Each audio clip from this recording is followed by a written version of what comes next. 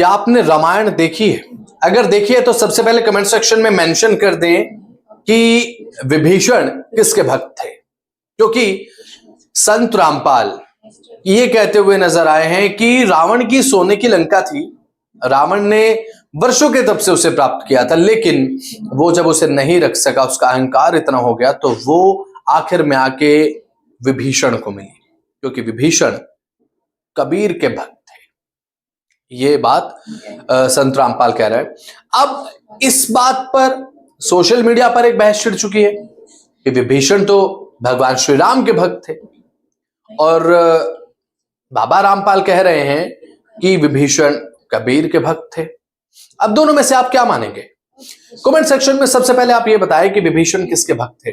और साथ ही अब क्योंकि लगातार सोशल मीडिया पर चर्चा भी चल रही है, अब संत रामपाल ये कहते हैं उसमें जिसमें नजर आ रहे हैं कि रावण अपनी सोने की लंका को नहीं जब संभाल सका, उसका आचरण कुछ ऐसा था, उसका अहंकार था, लेकिन वो लंका बाद में मिली विभीषण को, उसका कारण ये था कि वो कबीर की भक्ति करते थे।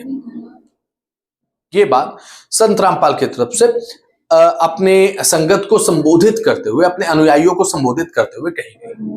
अब मैं आपसे ये जानना चाहता हूं, अगर आपने रामायण देखी है या नहीं अगर देखी है तो आप अपने परिजनों से पूछिएगा, अगर उन्होंने देखी हो तो, कि विभीषण किसकी पूजा करते थे, और क्या आपने कभी सुना है कि विभीषण कबीर के भक्त थे या नहीं थे? क्योंकि यहां पर अब दो चीजें सामने आ रही हैं।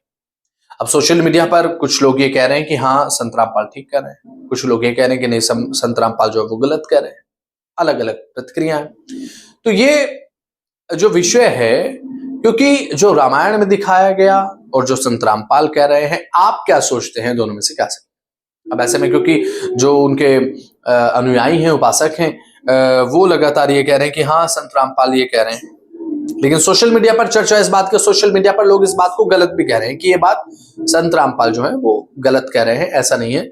जो विभीषण है वो राम के भक्त थे। ये सोशल मीडिया पर बहुत ज्यादा तेजी के साथ वायरल है इस समय। आप क्या सोचते हैं प्लीज कमेंट सेक्शन में जरूर बताएं, अगर आपने रामायण देखी है।